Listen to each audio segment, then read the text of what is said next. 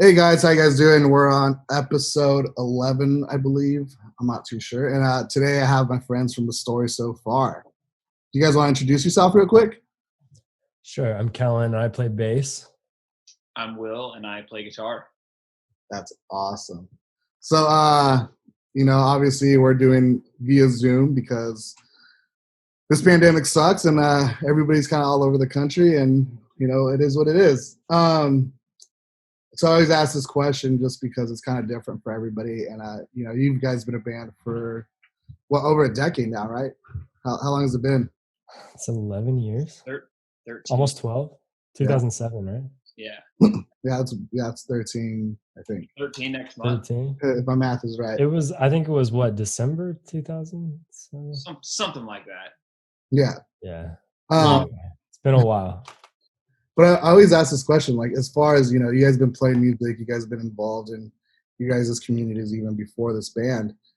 How'd you guys get involved in this, like, alternative music, because you guys both attended shows and, at the Gilman and, your guys' respective areas. How'd you get introduced to music and how did you even start playing music, individually? My dad was playing guitar around the house and always playing in bands. Mm-hmm. So that was always very present in my household. And then I actually met Kellen in 7th grade. You guys know each other that long?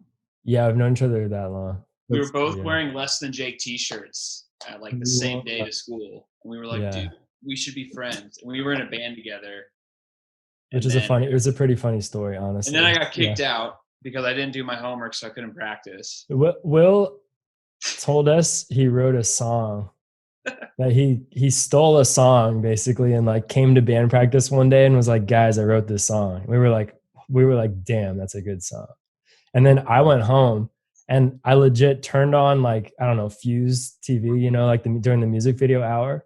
And the first music video was the song that Will brought to us that day at practice. What song was that? It was a brand new song. I think it was Quiet Things That No One Ever Knows. He said he wrote it. So he came in with his guitar dun, dun, dun, dun. We're like, I thought I was a genius. I didn't think they were a big band. I was like, no one's ever gonna find out about this. It's crazy. So I mean, either that or have you like not on purpose, just there's been times where we've played music and write songs or damn, this is a good riff. And then just realize we've realized oh wait, that's a Pantera riff. It's just buried back there, I guess. I'm sure. Yeah, that was 7th grade. But anyways, I don't know if Will wants to keep talking about how he got started in music. That was pretty much it. We both shared musical interest around that time, and then we separated. I got kicked out of the band, and then one day I was at a high school football game and ran into Parker, who was wearing, I think, a Have Heart hoodie. And he's like, dude, come to band practice. And I showed up at band practice one day, and there was Kellen and Torf and Kevin and the other Kevin. This was before I was even in the band. And then the rest kind of fell into place over time. Will was kind of our first manager in a weird way. Who was? Will. He would just run our MySpace and come to all our shows and help out and do stuff. I got shirts printed, drove. I don't know if you were driving it, Kellen. It's really embarrassing. Well, I got my license late. I didn't have a car. And then I failed the written portion of my driver's test 5 times. I'm not going to lie. I always change it to the logical answer. I can't do the bullshit thing with the real answer. I'm this is how people operate. So I'd get all the wrong answers. I'd write the right ones in and then change them all. And then, I failed it 5 times. But so Kellen, how did you get involved in playing in a band and writing music and being a musician? I was really young. My grandpa played guitar.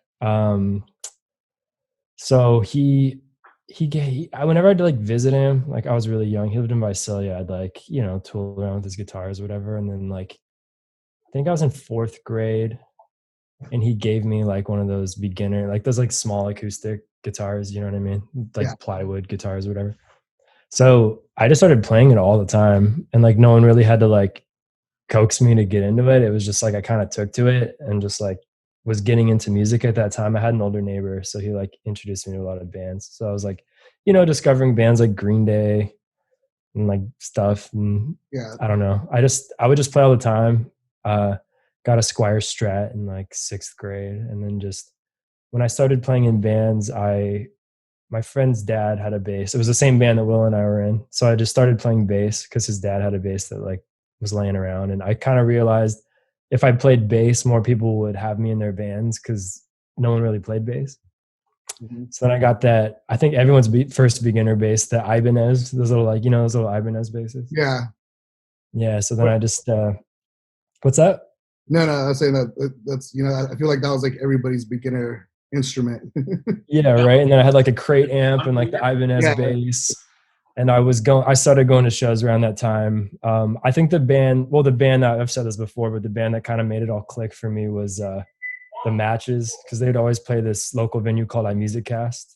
Mm-hmm. They'd have this like monthly show called L3. It was like Live, Loud, and Local is what it was called. And they'd headline, they'd have local bands or like, other bands they were trying to put on. So I saw a lot of cool bands like at a young age. I was probably like 11 or 12 going to shows. Where did you guys grow up at? I grew up in Concord. Will grew up in Walnut Creek. I grew up in Walnut Creek. Cool. So it's like, as far as you guys' like local venues and like, as far as scene, what was that local, like, what was your guys' like local place or venue to like go to shows at when you guys were that young? There was a place called Colorblind Music in Concord. That's right. There was a place called Red House that was in Walnut Creek, but like Red House was kind of corporate and everyone knew that. Mm-hmm. But we still played shows there. And then there was Gilman, still is. Yeah. And like at a certain age, you kind of start venturing out to San Francisco. Yeah. And like Parkside, Bottom of the Hill, Slims. But yeah, it was mostly like Gilman and Red House and Colorblind places like that. It's weird. I was thinking about this the other day. I don't know why. I just like, I was kind of having a sleepless night. I'm like closing my eyes and like, I was just thinking about like taking Bart. I was so young at the time, like taking Bart into the city to go see shows at like the Warfield or places. And I'm thinking like, I was like 13 or 14 at the time. And the Warfield's in like the Tenderloin, which is like pretty sketch. I don't know why, like, I don't know why I was allowed to do that. Maybe I lied about where I was going or something.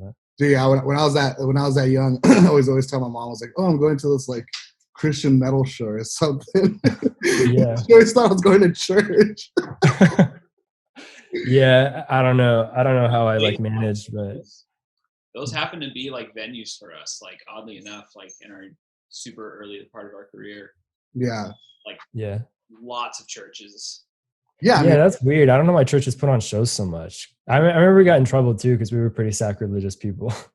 I think when I was young too, a lot of the main places that at least for local bands and smaller bands was always churches, and that was because I don't know, maybe they like found a way to like house youth or like probably get kids to come to church or something. I don't know. That's probably it. Maybe it's like an exposure thing. I'm having this specific memory. We used to play this venue called Three Crosses.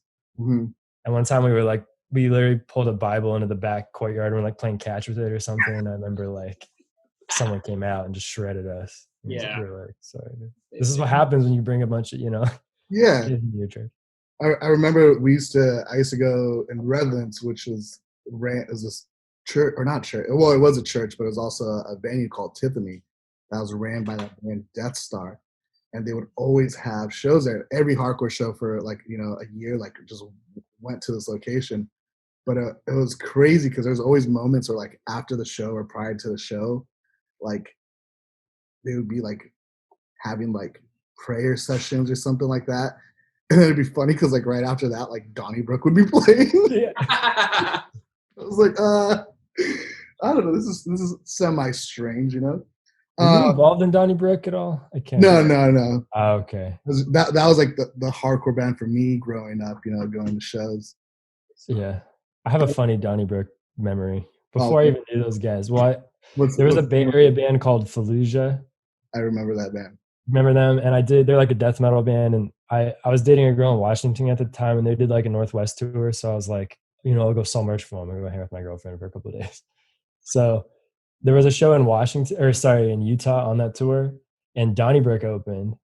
That's awesome. And well, here's the thing. So Fallujah started going on, and there's a kind of a crowd in this venue, and then all of a sudden the entire crowd clears out into the parking lot, and people start pulling weapons out of like garbage cans and stuff because Donnybrook had just pulled up. And I guess they had like I guess like LA hardcore had like a huge beef with like the Utah scene at the time. Oh yeah. I was like, what the hell is going on? Like 100 people just spilled out in the parking lot, and like they're preparing to like brawl. Or I don't know what it was over, but I was like, did the fight actually happen? I don't think it did. I just kind of poked my head outside, and I was like, Fuck this. I was just like, I don't know what's going on. I'm supposed to be I have a job to do, so I'm like, all right, I'm gonna set the merch table. Yeah, that sounds very accurate. Yeah, I was just like, it was more just as an observer. I was like, all right, this is weird. I'm gonna go chill. That's crazy. I have no business. Yeah. You know, when you guys were younger and going to shows and these venues, for me it was cool. Like Gilman was such an iconic place when I was a kid. I was like, I can't wait to go there. I can't wait to go there.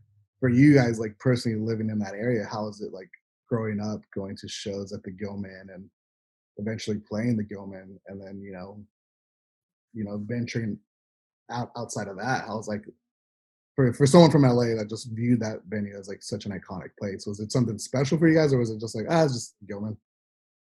I think it was pretty special.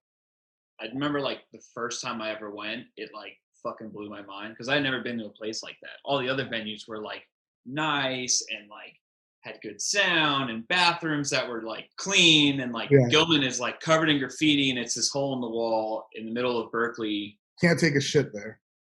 You don't want to take a shit there.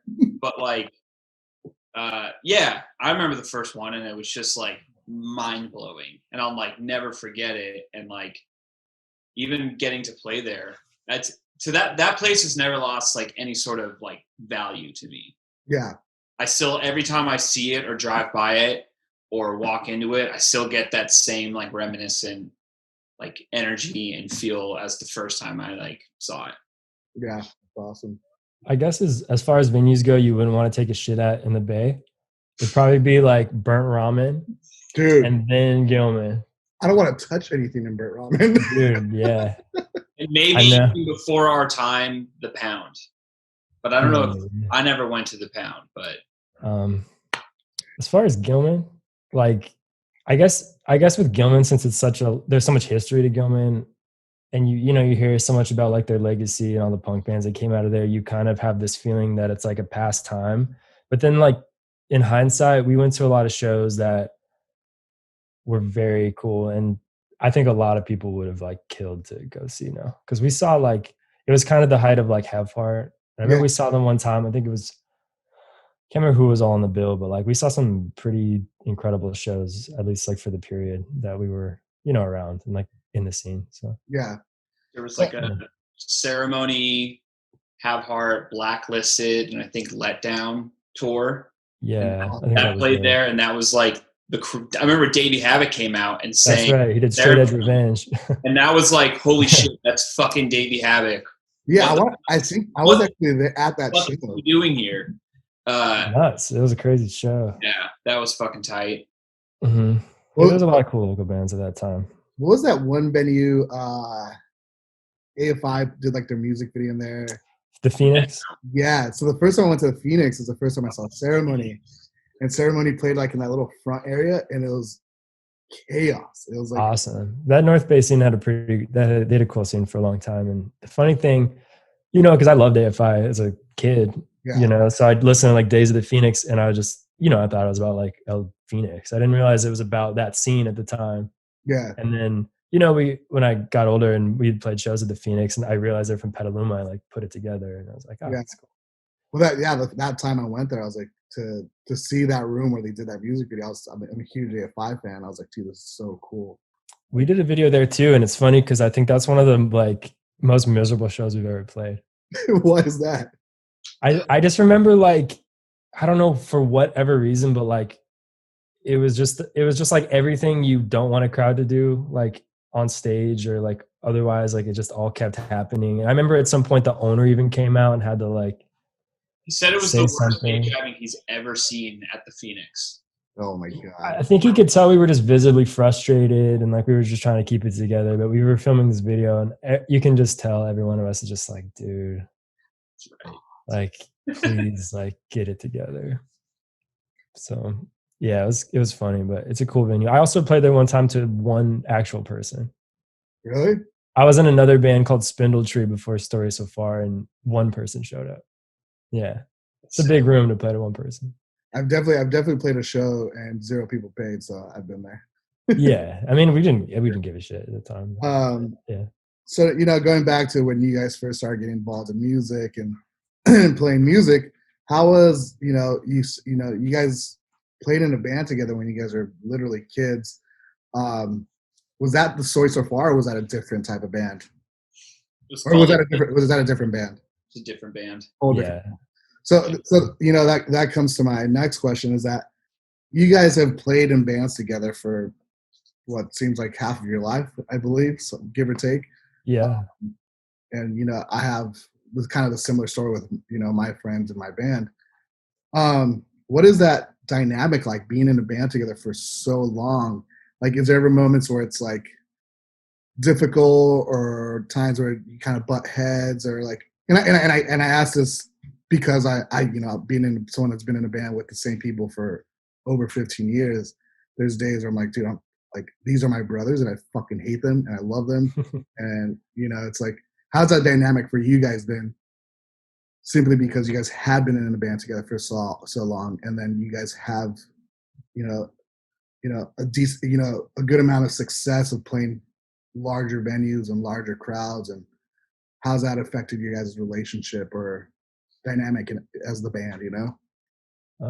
It's definitely, I mean, there's definitely been times where it's like trying. I think though, comparatively, we are a very operational band, or like at least have a very good, I'd say at least now we have a very good and healthy dynamic between the 5 of us. Mm-hmm. I think it took a kind of a breaking point though. I think I don't think we'd get into real big shouting matches, that kind of stuff. I just think everyone's individual, because touring is stressful, and Yeah. anyone who does it understands. And I think we'd probably take our personal matters and just kind of be more passive aggressive, or just kind of like behind closed door. It just like kind of venting type of, I guess that was more of our way of getting shit out. Like we weren't like, it was definitely not the healthiest environment, but I think we just had a moment where we just we all cleared the air, and then like we all just kind of saw a new life breathe into our band, and we all kind of, I don't know, rallied around that. And today, at least, like I don't know, I think we're pretty mature about things, and we all get along fine.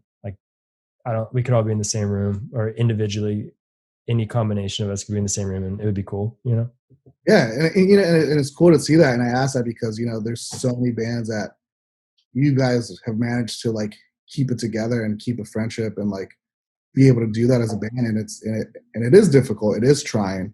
Like I have physically like been in fights with my own band members, and like the next morning, like, fuck it, whatever. Like, yeah, of course. I mean, that's what it is, really, at the end of the day. Yeah, and it's cool to see you guys be able to do that for so long. And it's just like, I just have to ask, it's like, how do you guys make that work? Because there's a lot of bands that just say fuck it and like either throw in the towel, or you just see a constant revolving door of members. Yeah, we just had to open up better communication channels. Like, that was really it. How's it like? What's up? No, I was asking Will, how's it for you, Will? I can second what Kellen had said. Basically, we hit a point where it was like, yo, we're not even like communicating properly, and like we're gonna hit this wall, and we kind of overcame that.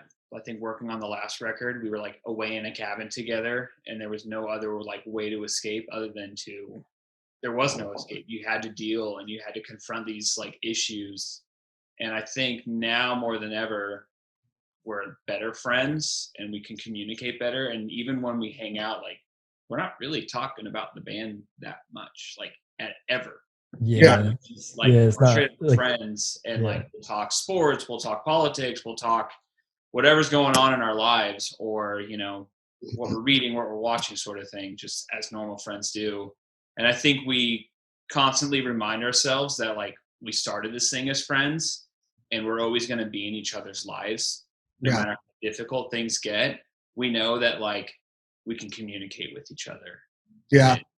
And any issue that happens, you may not get to resolve that issue overnight. It may take time, but Yeah. you know it'll always be there. Yeah. But that took a lot of work, and it took Yeah. 10 years to figure that out. No, yeah, definitely. It's like, the reason my band stopped playing was just, it was such a toxic and such a toxic environment, in the sense that I was like extremely unhealthy, one. And it got to a point where, like, these people that I share a band with, who are my best friends, at times I was just butting heads with them. I was just like, I shouldn't have this much of a unhealthy relationship with myself and also with my friends. So that's, for us, we just took a stop, in the sense we're like, all right, we're not touring anymore. We're just gonna do festivals, and for us it worked out perfectly, because now it's for us, being together in a room, it's like fucking vacation now. It's awesome.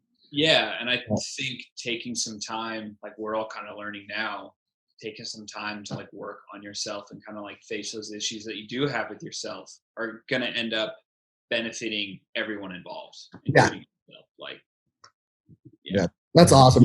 It's cool to see the story so far do that for so long and find a healthy balance, because most people aren't mature enough to do that. Yeah, you definitely putting five guys, or just a band in general, like in a cabin. I think it really highlights everyone's involvement, or just like personal, like, because again, like Will said, there's no way to kind of like go from it. So I mean, I don't know. I definitely, even personally, I came to that realization. It was a lot of like hard conversations, and a lot of like, Yeah. Stuff that just hard lessons and things. So it's like, it's important though. You have to like go through those motions, and then like do better going forward in terms of like your involvement, or like your relationships with, your other bandmates and stuff. So Yeah. yeah. So I mean, now you guys are, a decade later, the story so far has done, so much. How, did you guys ever think you guys would be doing this 10 years later, as far as being in a band together? Or how's this experience for you guys as a band? It's everything I could have imagined and more. That's crazy. I don't know how else to put it. Yeah, I mean, I'm surprised too. I guess you can only base things off of, like, I don't know. I guess the way I look at it is, I kind of see bands I was into in middle school, and I think of myself at that age and how long I stuck with bands, and at what point like bands kind of got, like, how it goes. Like, bands put out 3 records. The third record is kind of whatever to people, and people kind of move on to the next kind of thing. So it's like, oh, this band's tired or whatever. And like, so I always kind of had that in my head, with like scene bands or things, and had to have 4 records out and still have that kind of support, or like be doing after 10 years, I feel like is pretty remarkable. So, because not a lot of bands, get that kind of longevity, or that kind of audience to stick with them for that long. Yeah, man, it's very true. And I think you guys obviously have progressed in a sense that's like natural, and it's got better every fucking record. It's gotten better and better and better, and it seems like it's not ending. So as far as being in a band together for so long, there's always those moments in everybody's band's career that like there's like a highlight. Like, for you guys personally, what's being in the story so far? What's your favorite show or moment of your guys' career of being in a band together? Like, it could be either a place you've been to or a specific show you've played.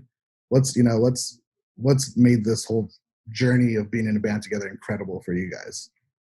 There's been a couple, but I think the most recent one of the biggest highlights, I think, for all of us, was our show at the Palladium. That's awesome.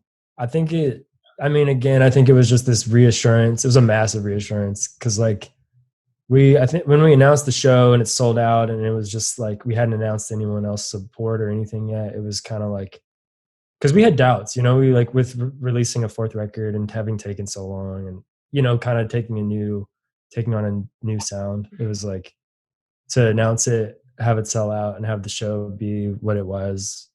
I mean, I think that's really was special, and it was very, like I said, it was kind of a message to us, or like to ourselves. You So know, it was a reassurance. you guys didn't expect that, did you? Obviously, right? No, we were pretty nervous. I mean, We actually like pretty yeah, much told our management and agent like this is a bad idea. we were like, it's too big. We were like, it's too big for us. We're like, Yeah, I don't know. that's Let's see. usually our Yeah. motto is anytime they like express like you guys need to like push for these venues, we're like you are fucking crazy. Yeah, And I was then like, yeah, we end up trusting their judgment, and it ends up working somehow. And that's pretty wild. Yeah, it's so cool to see that, you know, like, but you know, Yeah.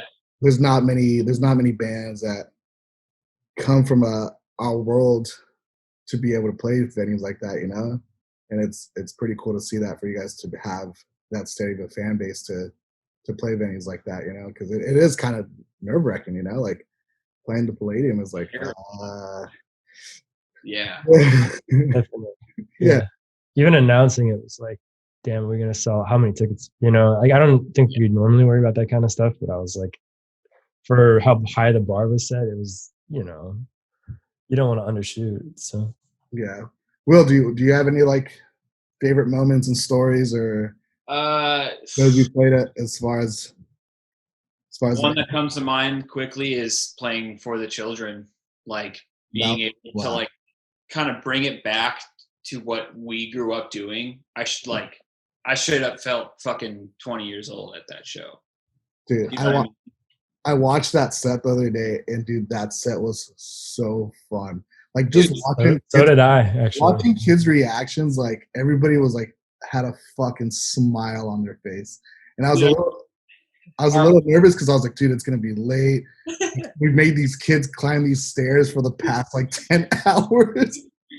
Like our van ride home was trash.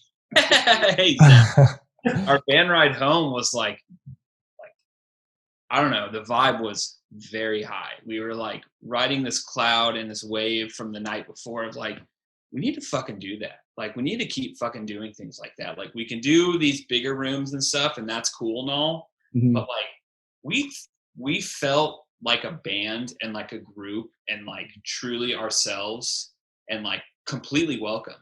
You know what I mean? Yeah. That was the other thing. Like, bro, we played after Disembodied. Like we were, Yeah. I was nervous. Such a weird like mix. It was weird. But yeah, I don't know. I think that was a really special night, and it was like one of those reminders that like we've built something pretty special, and this is how we get to celebrate it, and like celebrate it with people that like have supported us and like we've supported and that like we truly love. And I don't know, that was and that was the last show that our band has played, and like I'm like, hey, if that's it, man, fuck yeah, like that was sick. Yeah, man. It's definitely like it's you know, I obviously I think I've told you or didn't, I don't know, but you know, thank you for playing that, because it's also very humbling to see that from bands that, you know, not often, you know, taking it into consideration, like, oh, we should try this, or like, and you guys off the bat were like, yeah, fuck it, let's play, you know. It was really humbling to see that, like, you guys still enjoy doing stuff like that. You guys still love that dynamic of like playing those smaller DIY type shows. And, you know, and it's cool to watch you guys do because you guys normally used to do your own like Christmas show, right? Every year. Mm-hmm. So it's really cool that you guys continue to do that on your own terms every year. And it's like, you know, it's humbling to see bands that like do that when there's really, you don't have to do that. There's no necessity to do that, but you guys love that. So it's, you know, that show, like watching that video and just watching how much fun that whole crowd was having. It was like everyone was having a great time. Like, shit was just getting destroyed. Like people on the audio board and we're just like, whatever. So yeah, I mean, hopefully one year I could come watch your guys' Christmas show up and, you know, in the Bay Area, hopefully play again. But 5, man. I gotta come up. Essentially the story so far is your guys' career, I would assume, is it? Mm-hmm. Yeah, it has been for the last decade or so. So obviously we're in this 2020 it feels like I'm in a fucking movie. and it's dude, I don't know. It's crazy. But obviously, the music industry has taken such a huge hit, and there's still this huge unknown of what's going to happen in the future. You know, this pandemic hit, and bands aren't touring, and essentially that's how bands make money for the most part. How has this whole pandemic affected you guys personally, and also as a band? Like, is there any stress or fears? And I say that because I have the same stress and fears of like, do I need to reinvent the wheels of who I am as a human being? Do I need to start finding a new career, a new job? How are you guys taking this whole pandemic, and how's it affected your guys' life as a band and personally? I'd say as a band, we haven't been affected too greatly. We weren't really in like any position of like, other than touring, and that sucks, but like that was kind of all we had planned for the year. We didn't really have a whole lot planned. And I think there's like an understanding with all of us of like, okay, like, man, we've done this for 10 years. There's no rush on a new record. Let's like figure out what we want to do as like an individual. And I think that's kind of been like a lucky takeaway for us. I could be wrong, Kellen. I don't know. I don't know. I think it's been easier for some, harder for others. We certainly miss. We'll hit the group text every so often with just some like, I love you guys, I miss, I can't wait, type of stuff. And I think we've just accepted that this is what it is, and we're just kind of individually taking care of things in our personal lives. I don't know if I don't know if this is okay to mention. I don't think it's not, but Ryan had surgery, so he's recovering. Yeah, I remember you guys out of commission. And, I know for him that was difficult. I apologize again if that's something he doesn't want, known, but that's tough, with someone as active and creative as he is, kind of being out of commission and nothing going on and no ability to like create or do things. Like, it's tough, I can only really speak for, myself otherwise. And I'm just taking the opportunity to finish school because I dropped out 10 years ago with a year left. So I'm just like, all right, I'm online right now, just trying to like finish a degree. I don't know for what reason. And just like, it's affordable online, and I can get it done. Hopefully just like not have to worry about it. So we're just trying to keep things in mind and like not focus too much on how shitty everything is, I guess, but it's hard not to. But of course, it's cool that you guys, I've talked to several people where it's either, for you guys, it seems like you guys are taking the positive outlet so far as like being productive and, doing things to stay busy. But then I also have the friends that are just like freaking out of like, what's going to happen? What am I going to do next? And, kind of going into this depressive state where like, I find myself sometimes in those moments, but yeah, I keep my things to do. I think it's totally natural to kind of freak out, and like, I've had my freakouts. Yeah, it feels like it's fucking June and it's almost September. Yeah, and I'm like, time has just like completely gone so fast, and I look back and I'm like, yeah, I've had a few moments where like I've been kind of scared and like worried, and I think that's okay. That's totally natural. I think it would be weird if you weren't kind of freaking out right now. Yeah, it's like it's very real, like just trying to figure out what the new world is or whatever, and just kind of seeing everything play out. But no, I feel you with like, it's hard. It feels very purposeless, I think, for a lot of people that, for whom this is their livelihood and what they do. Cause you're just, I don't know, you're kind of just thrust into this, uncertainty. And that's like, for anyone, that's not a very comfortable feeling to have like underlying all the time. And like, it definitely, I feel you where it's like, you'll have good streaks, but then like, we're now almost a year into it and it just starts to feel like relentless, and so like I'm with you, we're like a week will go by and I feel like I'm sleeping until 1 in the afternoon and not getting out of bed. And then I'm like, shit, am I like depressed? I need to like get my life, or just like get some kind of healthy, productive, anything, you know, really just kind of like spur myself or get myself going and not like get caught up in this whole, like, I don't know, just everything. So Yeah. I mean, that's natural. You know, that's what we should be doing. And then, you know, thanks to things like this, like doing these live streams have been keeping me sane and just productive. And like, you know, same thing like you, I'm going back to school where I'm just like, all right, you know, like, you know, got to figure something out and just, you know, keep my brain busy. Um, but yeah, you know, it's like, it's scary. You know, I think yesterday, actually, me and Zach were watching that, the deal memos that like Live Nation is releasing for like, you know, upcoming tours. And it's like, dude, it's gonna like make it impossible for bands to tour and sustain. Like, It's gonna be rough. it's gonna be like, Yeah, you know, bands and artists have to take all the risk now. You know, and yeah, that's we're already taking enough risk just by just hitting the road. exactly. Pretty unknown out there.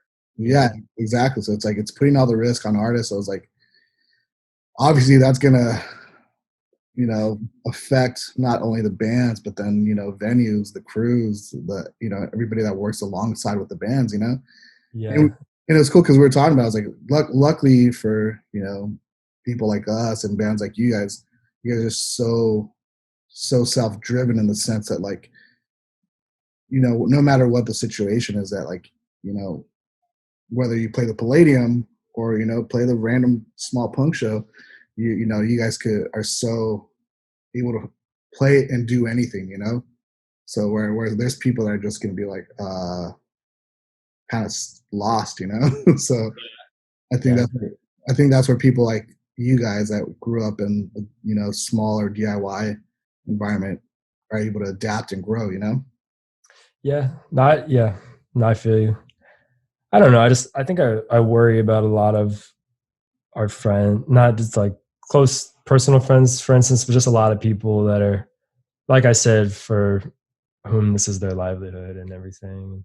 Because it kind of just reinforces, it can reinforce negative patterns of behavior for people. And it's just it's a hard time. You know, there's a lot of people struggling with a lot of things because they don't have any productive outlets or any like Yeah, ability to do the things that, you know, like were healthy for them in their lives. And so, yeah, I don't know. I just hope, I don't even really know what I'm trying to say. It's just like I just worry about, like, you know, people in general who are in our position and don't know what to do. And the other day, you know, with like Riley from Power Trip passing away, like yeah, that was just a huge, I don't know.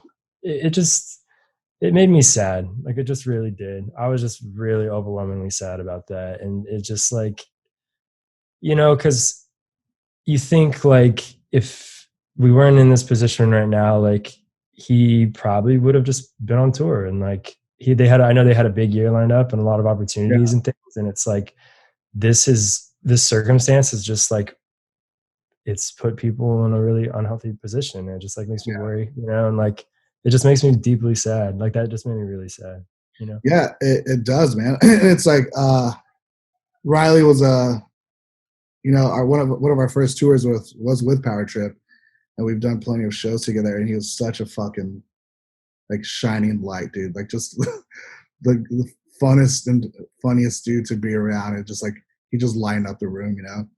So the past couple days was rough, you know, and it was like,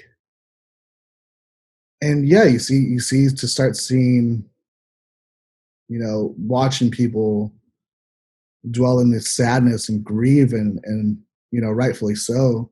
But I'm also hoping that like, I don't know the right words to say it, but just hoping that like people again find a productive and positive way to deal with this whole situation, you know, because it's been a really rough year. And then for that to hit a couple days ago, I was just like, you know, and I almost just for me personally, I just like the last couple days, I was like, I just wanted to shut off and just not do anything, you know? And you know, rest in peace, Riley. He's the man, dude. and Yeah. It's interesting. I guess like for one, just like a huge fan of his band. Like, you know, I love that band. And the thing that was really cool, you know, because I'm not, you know, I'm not gonna sit here and pretend like we had a bigger relationship than we did. I just know he would come whenever we, you know, for the most part, whenever we play in Dallas, he'd be at our show and like, you know, like I'd make small talk with him for a minute. We weren't like close friends or anything, you know what I mean? But the And fact that he was there, he like didn't, yeah, supporting, you know, bands coming through his city and being welcoming, and us, you know, like for all intents and purposes, not being the coolest band in that world, like for him to be there and just like supportive and cool and like, you know, say hi and all that, like yeah. just to show face and everything. Like I think it's really cool. Speaks So, volume to his character. yeah. And so thankfully, you know, like I think it was last May, I drove out to San Antonio and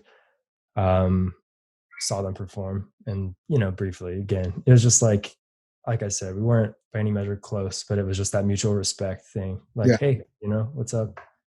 Talk for a moment, you know, and that's kind of I guess it's bittersweet because it's like, you know, being in the position we're in as musicians, it's like we've met a lot of unbelievably talented and cool people, whether it's like just on kind of a hey, hello basis or like, you know, a more personal relationship. But Yeah.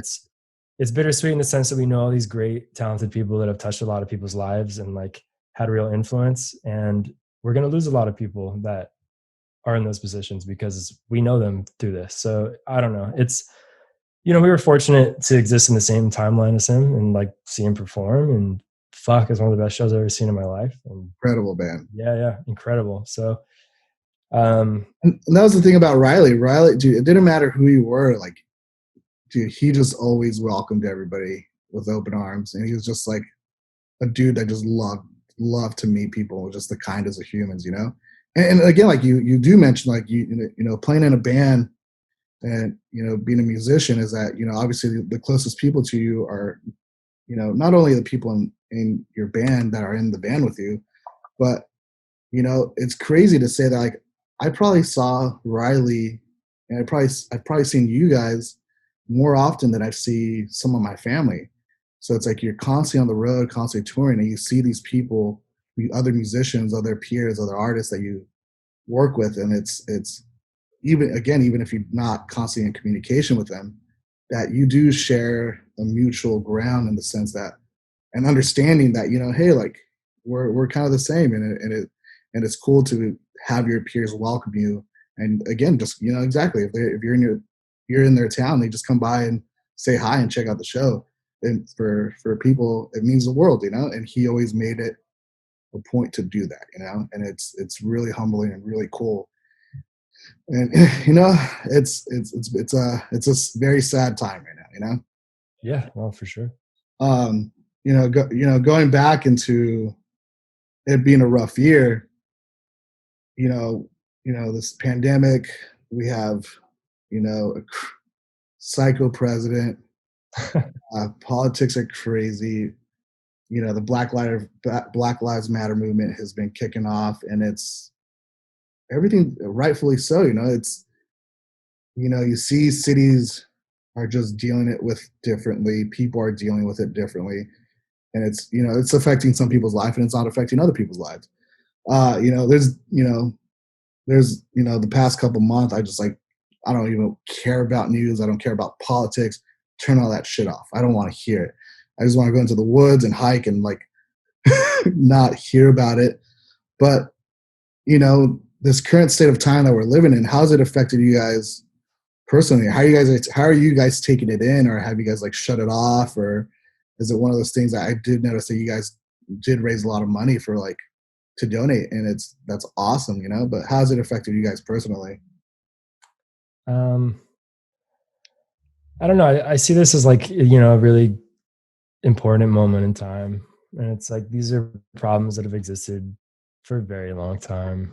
And I think, you know, again, it's like it would be a luxury to be able to kind of tune it all out and not pay attention to it. But I think the way I've responded to it is I've kind of managed the way I intake or react differently. So it's like, you know, there's been a lot of organized, you know, marches and things, you know, I've participated in or like gone to in the city I live in. And I think I've kind of removed myself more from the social media aspect of it, because you know there's a lot of infighting or just people kind of shouting over each other on Twitter places, and I think a lot of people lose sight of the moment or the opportunity or the point of things. So I think I'm doing my best to, in my personal life and with my personal relationships, like do what I can to just any part I can play or contribute to.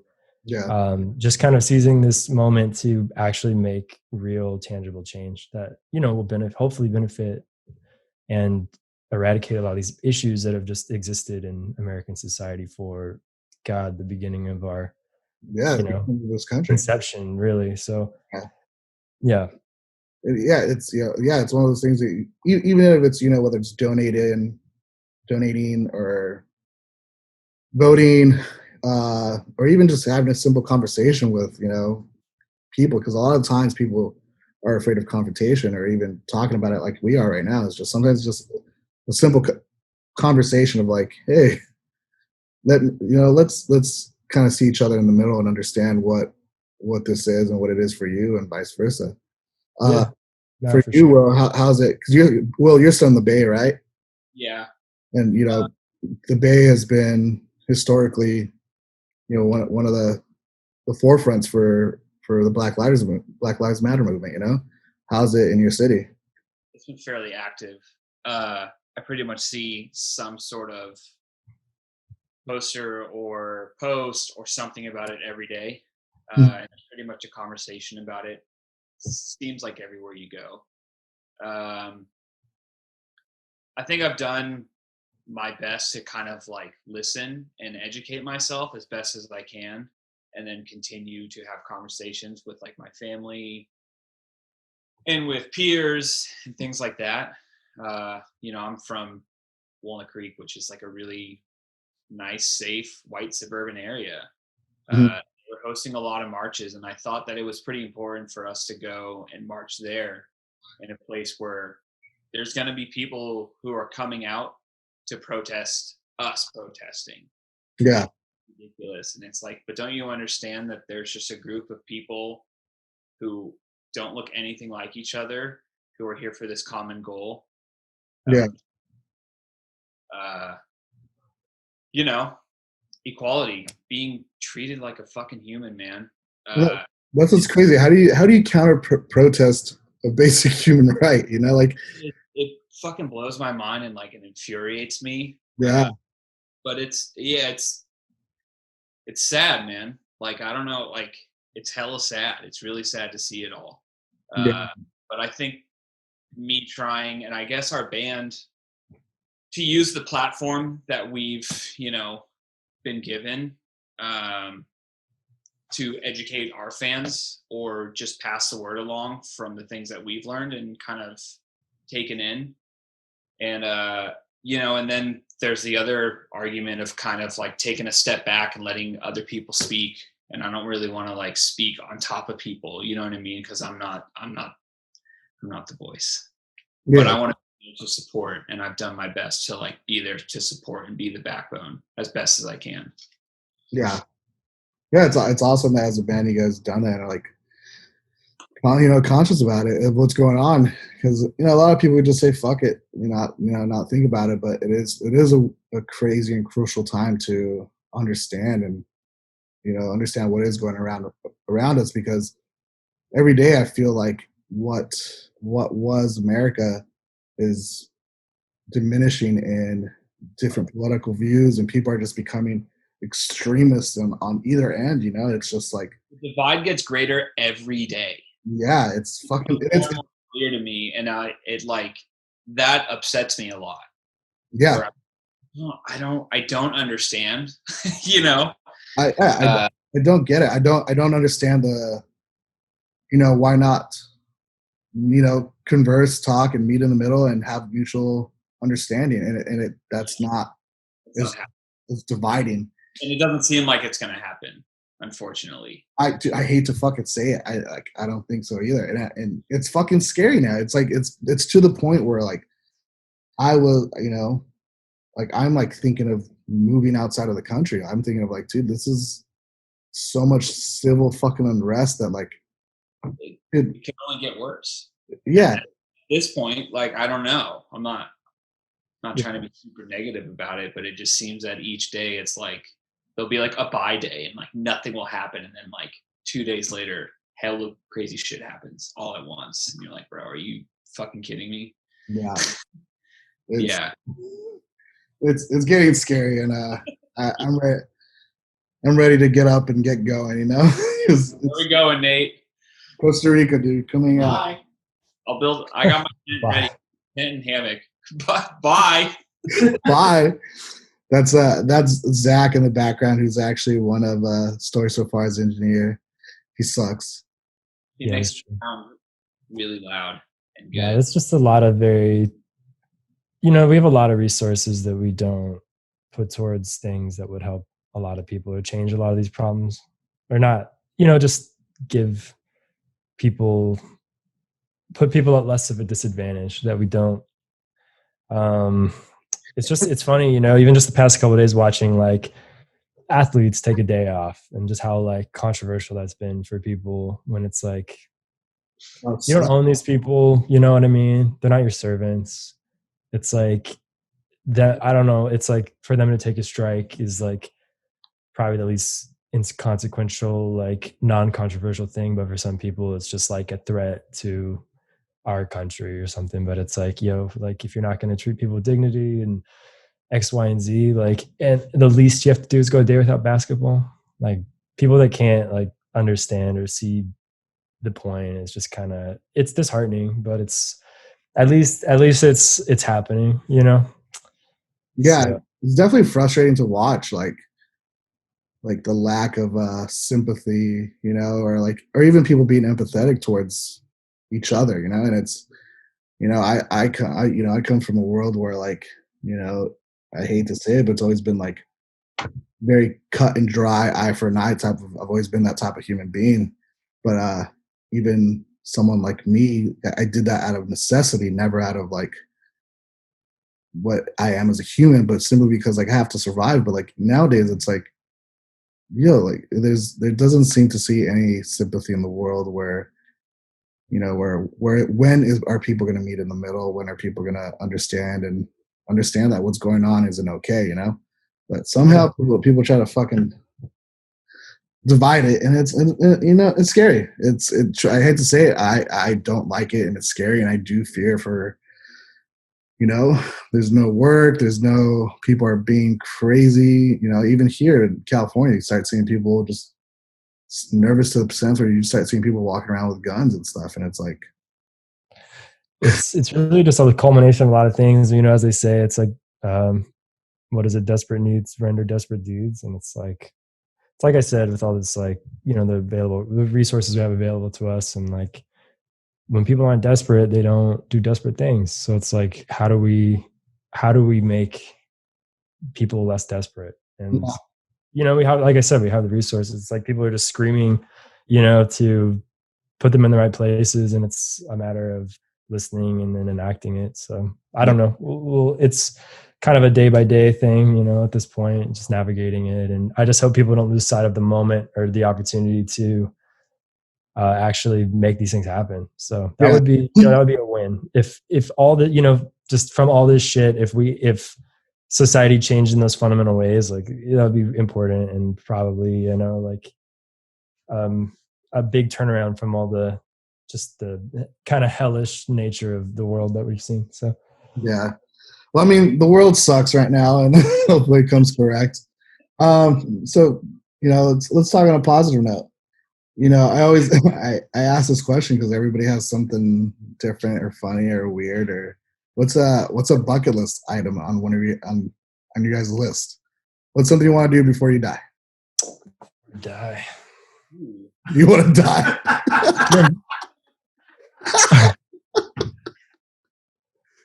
Well, Kellen wants to die. You're implying that I'm gonna die. I whispered to myself that I'm gonna die, but I mumble really bad. Yeah, I want to die. That's my bucket list item. Like, Will go first if he's got it off the tip of his tongue. I guess I never thought about it. I think it would be fucking rad to like learn Japanese and live in Japan for a year or an extended amount of time. Dude. And like do it alone, and just go and take the journey. So someone recently told me that as well. It's like, I wanted to move to Japan for 6 months, learn Japanese, and just live there. And Every time I've gone, it's just the most fucking awesome place. Japan is like so crazy. It's like, it's a whole nother world. It might as well be fucking Mars. Like, it's so crazy. It's surreal. I love Zach Japan. need to come visit. You and Zach would need to come visit. We need to hit Robot Cafe. Yes. And live the dream. Dude. Oh, we were talking about it. Like every time I go to Japan, I always eat, what's that one place? Yoshinoya? Oh, dude. It's so delicious there. Like, it's so Yamachan. cheap. Yes. Yamachan? Oh my God. I'm scared for the next time I go to Japan because it's not really vegan friendly environment. Oh no, not at all. Vegan. I just eat The and vegan man. eat when I'm there. What's Kellen, what's your bucket list? Man, I don't really know. Maybe like cold cock Jared Leto or something. Do what? Soccer punch him. I don't know. I don't really have a bucket list. I don't know. I'm flying off the cuff here. I really like. I don't know. I haven't thought. Hey, Nate, what's your bucket list? I don't have a lot of ambition, I guess. Yeah, what's your bucket list like? Move to Costa Rica, dude. Woo! That's it. Get Looks the like fuck you're. out. I was gonna say, where are you now? I'm halfway there. I don't know. It's probably like Hawaii or something. I don't know. It looks like Hawaii. Well, either way, guys, miss you guys. I hope you guys are doing well. I can't. We're gonna come visit soon. And before we go, is there any like shout outs or anybody you want to tell fuck you to? Fuck, let me think. I kind of already just said that. Don't say it. No, I won't. I won't say it. Me so. Shout out to Evie Chinko. It was Dan Rose's birthday the other day. Happy Dan, birthday, Dan. so far, Oh yeah, happy birthday! We can happy Poor birthday man's shout out Dan Rose. best friend / elder brother guy / weed head. He got a cameo video from Nick Hexum of 311, and that just might be the coolest damn thing I've ever seen. So shout out to Dan. Which you think we'll do first, Cameo or OnlyFans? Dan, No, us. When times get trying and we haven't toured in 2 years. you're definitely going on OnlyFans, bro. That's right. Right now, I'm not gonna lie. Good segue. I guess I'll shout out my dad who watches pretty much any interview and everything we do. So I guess he'll watch this. So I'll say hi to him. Mike. Mike. Hey, Dad. Big Mike. Big Mike. Zach, Otherwise, what's up? I asked Zach if he wanted to come say hi to you guys, but he said no. But we're gonna say hi to Zach real quick. What's up, Rose? Hey, dude, how's the beach? Oh shit, I'm at the beach. Nice shirt, dude. And this weather's like hella nice, dude. Yeah, dude. Oh, man, Why are you out of the water, man? You're like stuck at home. I'm at the fucking beach. And fuck Dan Rose. Anyways, shout out to the story so far. Will, Kellen, I hope to see you guys soon. Likewise, man. Peace. Peace and love. Peace, man. Thanks for having us on. Of course.